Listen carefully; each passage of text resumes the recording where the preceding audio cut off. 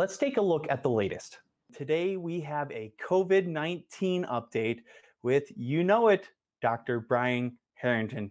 Doctor, how are you doing today? Good. Hello, Eric. Good to see you. Good to see you. Welcome back to On Air with Eric Abelos. Hey, so we've had some good news this week. Can you tell us about that good news? Well, I mean, probably the biggest good news is just over the past 5 weeks, we have seen a decrease in our county cases, and that trend has been fairly well maintained. Back in July, we would see 10 reported cases a week, and then we actually got down to none. Last week, we did have 4 cases of people who tested positive in our community, although all 4 of those individuals came from out of our county and quite likely acquired the infection outside the county. One person was from out of state and clearly did get it probably from out of state. The other 3 cases involved students arriving to begin school at Steamboat Mountain School. They've done a lot of work this summer to prepare for exactly this kind of event. They've had their cohort planning, their quarantine planning, and they did an initial screening test, and that's how these 3 asymptomatic individuals were picked up. So I commend the Steamboat Mountain School for the work they did to prepare for this, because they were ready for this eventuality.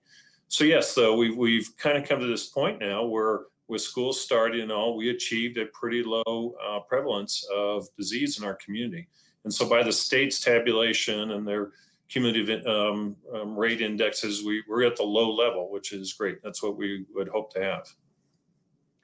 So these 3 students that came into Steamboat Mountain School, they came from somewhere else and brought it with them. Is that what happened? Well, so this is, globally the case with anybody that comes here. We would typically, so if somebody comes here and they're tested within a few days of being here, especially if they have symptoms, then it is likely that they contracted the infection elsewhere. We can't always say with 100% certainty about that, though. Somebody can come here on a Sunday and get tested on a Tuesday, and it's theoretically possible they got exposed to somebody on Monday. But on balance, these kind of situations, which are what we've faced kind of throughout the year, often indicate, though, that somebody acquired it elsewhere. So, for example, the one individual from out of state, that individual got symptoms, I don't know, about 4 or 5 days after coming here. That's highly suspicious for having acquired the virus right before coming here. Like you had mentioned too, schools have been open now for a couple weeks, now 3 weeks, about. Students are back in school for 2 weeks now. We haven't seen a huge climb because of that, have we? Not yet. We're getting to that point where you might start to expect that. That the county schools have been open to some degree, their orientation or classes now for at least 2 weeks in all the schools. So yes, we are at that point where you might expect to see some impact from that. I think that, the schools opening in general, just from the COVID standpoint, things have gone well. We've not yet detected any cases related to that. I know that it's been at times challenging situation for both staff and families to kind of figure all this out. There's reasonable worries for people to have about this. And people have, still gone through those issues. And here we are a couple of 3 weeks into the school year. And so far, things are going okay. I will not be surprised if we have cases, but I'm happy that at least school was able to kick off. And we've continued well just in terms of the COVID perspective of it. We also just recently went through Labor Day weekend, and we shouldn't start to see any of those numbers or be able to kind of put our finger on the pulse of what the impacts of that weekend were until probably next week-ish. Probably, yes, correct. I wouldn't expect people really be presenting much with symptoms until next week. Whether it's people traveling, whether it's group activities, whether exposure to different people who've come in from the county or where people have gone elsewhere, probably we would not see symptoms develop for about a week at the earliest. So that would put us in the next week. And similarly, if people are getting screening tests or something like that, we've got some time before that would, in theory, show up. And we've seen it after Memorial Day and July 4th that there were bumps in cases locally. At least you could kind of see the trend go up, but in the state and nationally. And to some degree, those bumps were probably related to those holiday activities. I know that there are some studies out there that are showing that some animals and other creatures are not able to get the coronavirus, specifically ants, because they have little antibodies. Very good, very good. Good. I've trained you well, young Padawan learner. Speaking of antibodies, can you talk about the studies on antibodies here in That's Round a great County? segue. Yes. So antibody tests are one of the other tests out there, and they're to be distinguished from the PCR tests or antigen tests, for example. The antibody tests are merely measuring a certain component in the immune system to indicate whether a person may have been exposed to an organism before or not. We don't.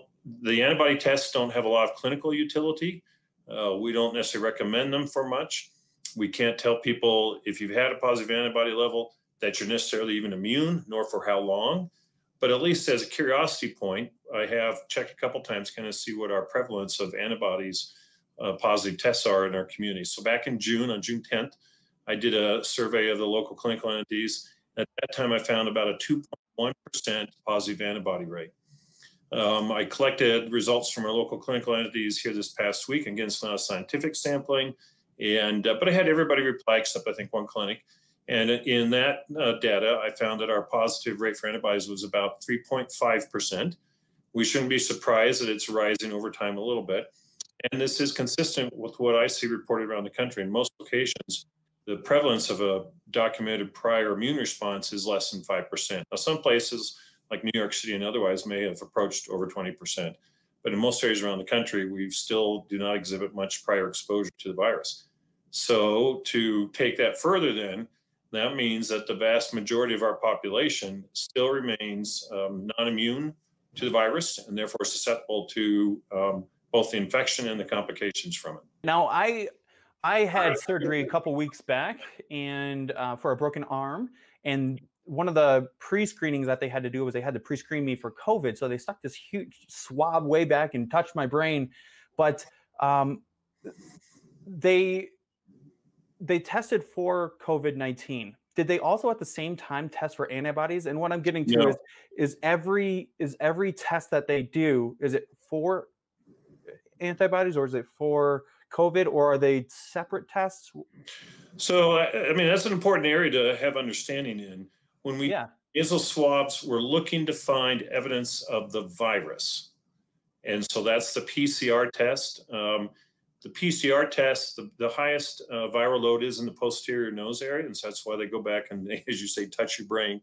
The antigen test is a slightly different test, measuring certain proteins in the virus, whereas the PCR test is actually measuring RNA, the nucleic acid components kind of the virus. So they're different tests. Whereas the antibody test, that's a blood test. So you gotta get poked and give blood.